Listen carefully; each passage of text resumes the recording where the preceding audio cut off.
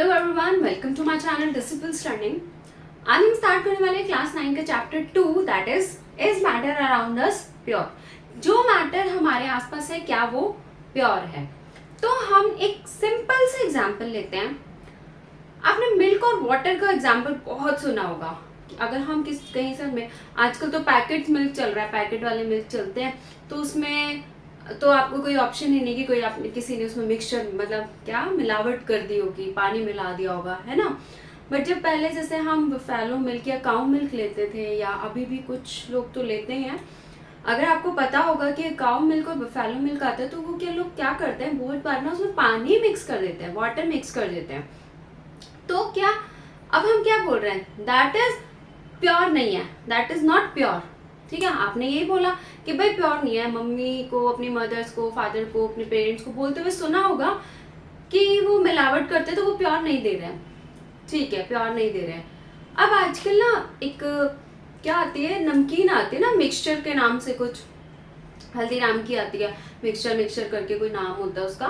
तो अब वो क्या है, वो मिक्सचर है, वो प्योर नहीं है। बट अगर कोई एक ही टाइप की नमकीन हम उसमें होगी, मिक्स नहीं होगी, कोई अलग अलग नहीं होगी, सब सेम दिखाई दे रहा है, हम उसको क्या बोलेंगे, ये प्योर है, ये प्योर नहीं है, ये तो मिक्सचर है ना।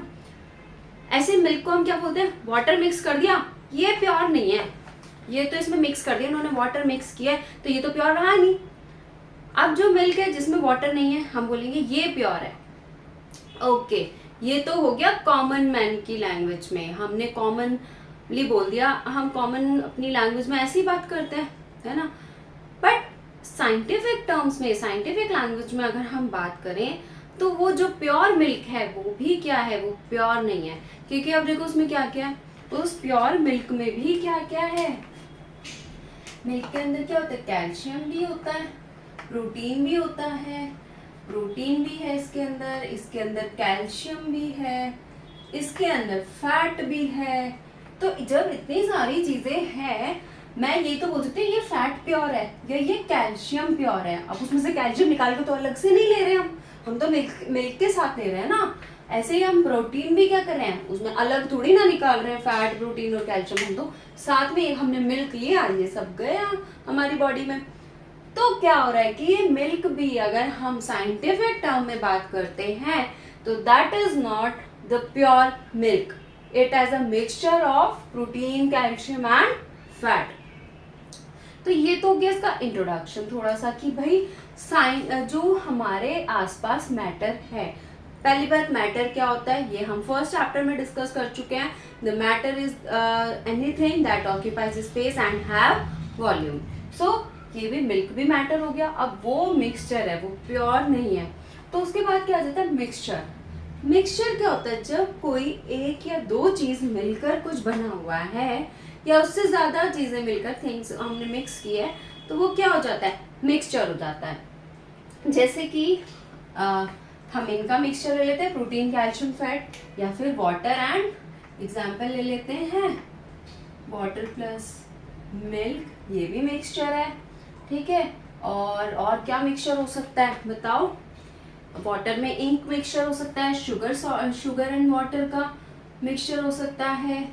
ठीक है, sugar and water, salt and water, ink in water, gas in liquid या वाटर। ठीक है, लिक्विड लिख लेते हैं। तो ये सब क्या है, मिक्सचर है। ठीक है, कोई ना कोई टाइप के मिक्सचर है, मतलब किसी में सॉलिड मिक्स हो रहा है, किसी में लिक्विड में मिक्स है, किसी में कुछ किसी में कुछ। ठीक है, अब जो मिक्सचर होते हैं वो भी टू टाइप के होते हैं, that is homogeneous mixture and heterogeneous mixture. Heterogeneous and homogeneous mixture होते हैं दो। होमो मतलब सेम, पहले इनका मतलब समझ लेते हैं। होमो का मतलब होता है सेम, हेट्रो का मतलब होता है डिफरेंट। ठीक है, जिस मिक्सचर में सेम टाइप के पार्टिकल्स हैं और हमें मिक्स करने के बाद उसमें हमें पता नहीं लग रहा है ना, कि वो पार्टिकल्स हमें दिखाई नहीं दे रहे हैं। जैसे कि मान लो मैं ब्लू या ब्लैक इंक डाल देती हूँ वाटर में मैंने मिक्स किया ब्लू या ब्लैक इंक को, तो क्या होगा, वो हमें नहीं, वो हमें सब पार्टिकल सेम लग रहे हैं उसके, है ना। अगर हेट्रोजीनियस मिक्सचर, मान लो मैं क्या डाल रही हूँ, सॉल्ट नहीं, सैंड वाटर में डाल रही हूँ, तो ये क्या होगा, ये हेट्रोजीनियस मिक्सचर है जिसमें पार्टिकल्स रह जाते हैं, ठीक है, जिसमें पार्टिकल्स रह जाते हैं। और क्या हो सकता है, सल्फर डाइऑक्साइड, सॉरी, सल्फर का सॉल्यूशन होता है, कार्बोनेट सल्फाइड होता है, ये सब का मिक्सचर क्या हो रहा है, ये होते हैं होमोजेनियस मिक्सचर। हेट्रोजेनियस मिक्सचर में आ जाएंगे जैसे कि सैंड के फिलिंग्स वाटर में हो गई, या फिर कोई ऐसे पार्टिकल जो हार्ड पार्टिकल्स किस में रह जाते हैं, वाटर में रह जाते हैं। अब नेक्स्ट आ जाता है सोल्यूशन। सोल्यूशन क्या होता है, सोल्यूशन एक किसी भी जो मिक्सचर होता है उन मिक्सचर को मिला के एक क्या बन रहा है, एक प्लेन वो बन रहा है, एक वो हो गया सोल्यूशन, जैसे कि वाटर एंड सॉल्ट का, या फिर शुगर एंड वाटर का, सॉल्ट का वाटर में, तो ये क्या हो जाता है, सोल्यूशन हो जाता है, ठीक है। इस सॉल्यूशन में दो पार्ट्स होते हैं, एक सोल्यूट होता है, एक सॉल्वेंट होता है। इस सॉल्यूशन में क्या होते हैं, सॉल्यूशन के दो पार्ट्स हैं, सॉल्यूट एंड सॉल्वेंट। सॉल्यूट क्या होता है और सॉल्वेंट क्या होता है। अभी तक मैंने शुगर और वाटर की बात करते आए, ठीक है, मैंने किसकी बात की, शुगर, सॉल्ट, इनको मैं किस में डाल रही हूँ, मान लो वाटर में डाल रही हूँ, ठीक है। तो ये क्या होता है, ये हो गया, ये जो शुगर और सॉल्ट है ये तो हो गए सॉल्यूट, ये तो दोनों हो जाएंगे सॉल्यूट, क्योंकि ये हम मिक्स कर रहे हैं। वाटर हो जाएगा सॉल्वेंट, क्योंकि इसमें मिक्स हो रहा है। So the particle that is dissolved in water or any other liquid, that is solute, and the liquid or the substance in which the particles dissolve, that is solvent. जो mix हो रहे हैं, जो dissolve होंगे वो solute, जिसमें dissolve होंगे वो सॉल्वेंट। नाउ मिक्सचर, अब सॉल्यूशन की बात की, मिक्सचर की बात कर रहे हैं, तो मिक्सचर होता है जैसे कि जिंक और उसका कॉपर का मिक्सचर होता है, तो ये एलॉय होता है, जिंक और कॉपर का क्या बनता है, एलॉय, ये होता है एलॉय। जब कोई टू और मोर एलिमेंट्स मिलकर क्या बना रहे हैं, कुछ भी बना रहे हैं, तो वो क्या होगा, एलॉय होगा। जैसे कि जिंक प्लस कॉपर का एलॉय होता है, ठीक है, alloy the mixture of two और more element, mixture of two or more elements, दो या उससे ज्यादा एलिमेंट्स का जो मिक्सचर होता है उसको हम बोलते हैं एलॉय। जिंक और कॉपर का एलॉय होता है, और भी बहुत सारे हैं, आप मुझे कमेंट सेक्शन में बताना, ठीक है। एलॉयज का एक एग्जांपल मैंने दे दिया।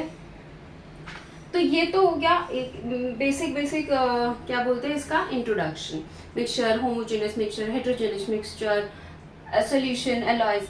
अब सॉल्यूशन के एग्जांपल वो भी हो गए हैं, ये इतने सारे एग्जांपल हो गए हैं सॉल्यूशन के जिसमें सॉल्यूट और सॉल्वेंट होते हैं, ठीक है। तो अब इसकी हमें क्या करनी है, सॉल्यूशन की प्रॉपर्टीज डिस्कस करनी है, तो वो कर लेते हैं। Now the property of solution, property क्या होती है सॉल्यूशन की, सॉल्यूशन के बारे में पढ़ लिया, मिक्सचर होता है, तो हम उसकी प्रॉपर्टीज पढ़ रहे हैं, ठीक है। सॉल्यूशन के हमने वो पढ़ ली कि कैसे कैसे सॉल्यूशन बना होता है सॉल्वेंट और सॉल्यूट से मिलके। तो अब उसकी प्रॉपर्टीज क्या होती है, first property is that is homogeneous mixture, that is homogeneous mixture, homogeneous होता है, सेम टाइप के पार्टिकल्स उसमें होते हैं, मतलब मिक्स हो जाता है, जिसमें हमें कोई पार्टिकल्स दिखाई नहीं दे रहे हैं। जैसे कि शुगर और सॉल्ट, शुगर वाटर में मिक्स हो गया, अब हम उसमें ना हम पता नहीं लगा पा रहे कि शुगर था अभी। Second is particle is less than और the 1 nanometre, that is 10 raised to power -9 metre in diameter. इसका मतलब इस 10 माइनस 9 10⁻⁻9 का मतलब क्या हो गया? इसका मतलब हो जाता है दैट मीन्स 1/10⁻9। मतलब हमें 10⁻9 को 1 से जब हम डिवाइड करेंगे तो समथिंग 0.0000000 पता नहीं इतनी सारी जीरो आ जाएंगी, 8-9 जीरोस। तो इतना छोटा साइज होता है उसके पार्टिकल्स का that can not be seen by naked eyes. तो हम इसको क्या कर सकते हैं, देख ही नहीं सकते, not be seen, can not be seen by naked eyes. Naked eye से हम उसको देख ही नहीं सकते हैं। Do not scatter a beam of light. जब वो इतना छोटा है तो उसकी जो बीम ऑफ लाइट होती है वो स्कैटर नहीं हो पाती है सॉल्यूशन से। स्कैटर नहीं होते, स्कैटर का मतलब फैल जाना, तो वो उससे फैल नहीं पा रही है। जब कोई पार्टिकल्स आएंगे बीच में तभी तो वो फैलेगी। Next is solute particle can not be separated from the mixture by filtration. अब मैंने शुगर को या सॉल्ट को वाटर में मिक्स कर दिया। अब आप उसको फिल्टर करके देख लो, या तो आप कोई फिल्टर पेपर ले सकते हो, या वो होती है ना छल्ली सी होती है, आप उससे छान सकते हो। तो आप किसी से भी छान के देख लो, उसके कोई पार्टिकल्स तो नहीं रहेंगे, वो तो साथ में जा रहे हैं। तो फिल्ट्रेशन से हम उन पार्टिकल्स को अलग नहीं कर पा रहे हैं। Solute particles do not settle down when left undisturbed means the solution is stable. तो अगर मान लो एक शुगर और सॉल्ट को हमने मिक्स कर दिया वाटर में, तो क्या थोड़े टाइम के बाद अगर उसे आप अनडिस्टर्ब छोड़ देते हो, बिल्कुल भी नहीं छेड़ रहे हो उस वाटर को, छोड़ दिया आपने ऐसे ही 24 आवर्स के लिए या 48 आवर्स के लिए, तो क्या हो रहा है? क्या उसके पार्टिकल्स नीचे जम पा रहे हैं, नीचे सेटल डाउन हो रहे हैं? नहीं होंगे। चाहे आप 2 दिन बाद देखना, उसे 3 दिन बाद देखना, तो वो सेटल डाउन नहीं होंगे। तो क्या होगा? सोल्यूशन इसका मतलब क्या? स्टेबल है। ठीक है। Concentration of solution. Now the next topic is concentration of solution. क्या कंसंट्रेशन है सोल्यूशन का, कितना उसमें मिक्स हो पा रहा है, कितना नहीं हो पा रहा है, वो सब। Is the amount of solute present in a given amount, mass या वॉल्यूम। वॉल्यूम में भी हो सकता है, क्योंकि अगर हम लिक्विड की बात करते हैं तो वॉल्यूम आ जाता है, मास अगर हम सॉलिड की बात कर रहे हैं। तो concentration of solution is the amount of solute present in a given amount, mass में हो सकता है, वॉल्यूम में हो सकता है। सॉल्यूट कितना प्रेजेंट है of solution on the or the amount of solute dissolved in a given mass or volume of solvent. So, एक सॉल्यूशन में कितना सॉल्वेंट मिक्स हो पा रहा है उसके मास या वॉल्यूम के अकॉर्डिंग हम देखते हैं। ठीक है, तो वो अमाउंट, गिवन अमाउंट में कितना वो मिक्स हो पा रहा है उसमें, वो उसका कंसंट्रेशन होता है। कंसंट्रेशन के भी 2 पार्ट आ जाते हैं। सॉल्यूशन कैसा हो सकता है?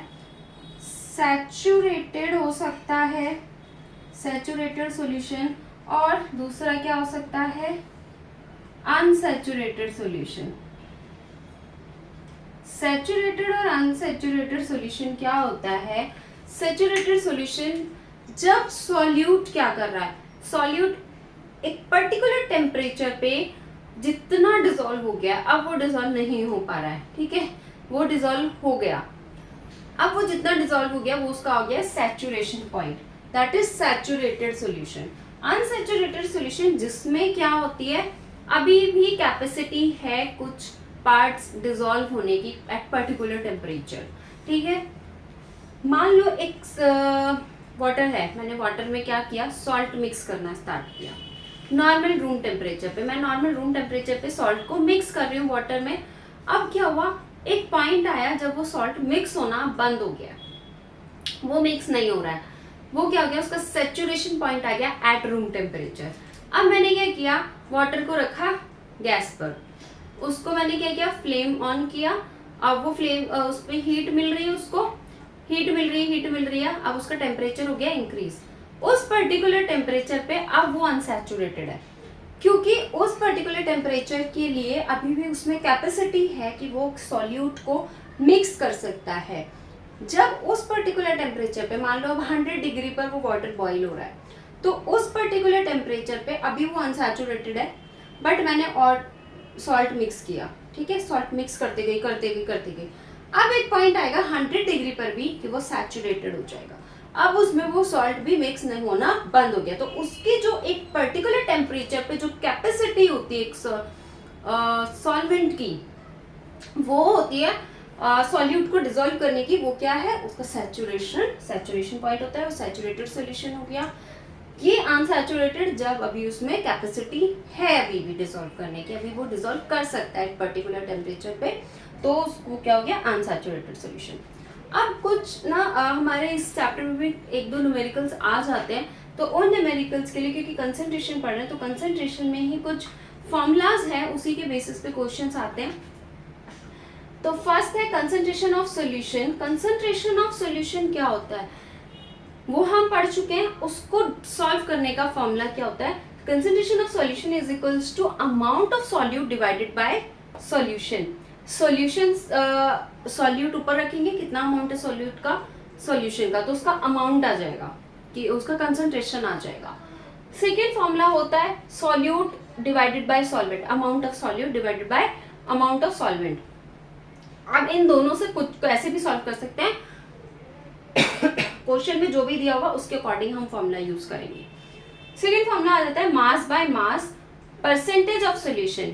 अब मैंने यहाँ पे बात की थी मास और वॉल्यूम की, मास और वॉल्यूम, तो mass by mass and mass by volume percentage हमें निकालनी पड़ती है सॉल्यूशन की। तो वो कैसे फाइंड आउट करते हैं, जब मास बाय मास है तो दोनों में ऊपर नीचे मास होगा, सॉल्यूट का और सॉल्यूशन का। परसेंटेज निकालनी है इसलिए 100 से मल्टीप्लाई कर रहे हैं, ठीक है। बच्चे कंफ्यूज हो जाते हैं, अरे इससे काम नहीं चल सकता था क्या, 100 से क्यों मल्टीप्लाई करवा रहे हो, तो वो इसलिए करवा रहे हैं क्योंकि वहां पे हमें परसेंटेज निकालनी है। जब भी आपका रिपोर्ट कार्ड आता है, आपके एकेडमिक रिपोर्ट कार्ड आता है, तो आप क्या करते हो, जब अपनी परसेंटेज फाइंड आउट करते हो, सारे मार्क्स ऐड करके डिवाइड करते हो आप टोटल मार्क्स से, तो 100 से मल्टीप्लाई करते हो, क्यों, क्योंकि आपको परसेंटेज चाहिए, ठीक है। तो क्या हो गया, मास बाय मास का परसेंटेज सॉल्यूशन का, mass upon solute divided by mass of solution into 100। जब मास बाय वॉल्यूम की बात होती है तो mass of solute divided by volume of solution into 100। Mass by volume, mass by mass is mass by mass, mass by volume is mass by volume, ऊपर नीचे same रहेगा, solute solute solution solute solution into 100, ये सब same रहेगा, ठीक है। Question में मान लो हमें दे दिया गया मास और वॉल्यूम और फॉर्मूला लगा रहे हो ये वाला, तो कंफ्यूज हो जाओगे, अरे यहाँ पे तो वॉल्यूम दिया हुआ है, अब मास कहाँ से लाए, तो ऐसा नहीं करना है, फॉर्मूला उसी के अकॉर्डिंग लगाना है जो क्वेश्चन में दिया होता है, ठीक है। मैंने एक रील पे, मैंने शॉर्ट्स में एक वीडियो डाली है कि फिजिक्स के न्यूमेरिकल कैसे सॉल्व करने चाहिए। सेम ऐसे ही अगर न्यूमेरिकल इसमें भी आ रहे हैं ना, केमिस्ट्री में भी आ रहे हैं, तो भी आप ऐसे ही सॉल्व कर सकते हो। आपको गिवन पार्ट पहले लिखना है, फिर उसके बाद उसमें फॉर्मूला पुट करना है, उसके according missing part find out करना है, आपको हिंट पिक करना है, उसके अकॉर्डिंग आप सब कुछ कर सकते हो। तो ये हो गया यहाँ पे टॉपिक, ये वाला टॉपिक कंसंट्रेशन वाला खत्म हो गया। नेक्स्ट पार्ट में हम सस्पेंशन से स्टार्ट करेंगे, सस्पेंशन क्या होता है, सॉल्युबिलिटी क्या होती है, ये सब पढ़ लेंगे। अच्छा, सॉल्युबिलिटी तो हम इसी में डिस्कस कर सकते हैं। सॉल्युबिलिटी क्या होती है, सॉल्युबिलिटी वो कैपेसिटी जो सॉल्वेंट में सॉल्यूट मिक्स हो रहा है, उस सॉल्वेंट की कैपेसिटी की वो कितना मिक्स कर पा रहा है, वो उसकी सॉल्युबिलिटी होती है, ठीक है। तो अब सॉल्युबिलिटी भी हमने पढ़ लिया, नेक्स्ट क्लास में हम पढ़ेंगे, ये हम पढ़ चुके हैं सॉल्युबिलिटी क्या होता है, इसकी एक डेफिनेशन है छोटी सी, बस वही समझनी है। तो वही कि सॉल्वेंट की कैपेसिटी जितना वो सोल्यूट की कैपेसिटी जितना वो सॉल्वेंट में मिक्स हो जाता है सॉल्यूशन बनाने के लिए, वो उसकी सॉल्युबिलिटी है। नेक्स्ट क्लास में, नेक्स्ट पार्ट में हम पढ़ने वाले हैं सस्पेंशन। सस्पेंशन से स्टार्ट करेंगे, क्या होता है, इसकी प्रॉपर्टीज क्या है, ठीक है, उसके कुछ इफेक्ट्स आते हैं जैसे ट्रिंडल इफेक्ट, ये सब हम नेक्स्ट क्लास में डिस्कस करेंगे, नेक्स्ट पार्ट में डिस्कस करेंगे। आज के लिए इतना ही। अगर कोई भी डाउट है तो please let me know in the comment section, and thank you so much. Please like, share and subscribe.